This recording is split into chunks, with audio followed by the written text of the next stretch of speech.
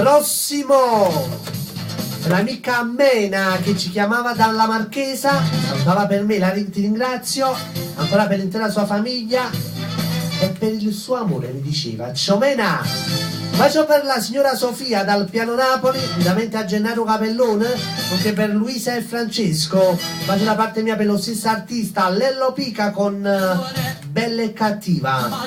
Bacio a Francesca e al piccolo Gennaro. Ciao Mena e buona sintonia.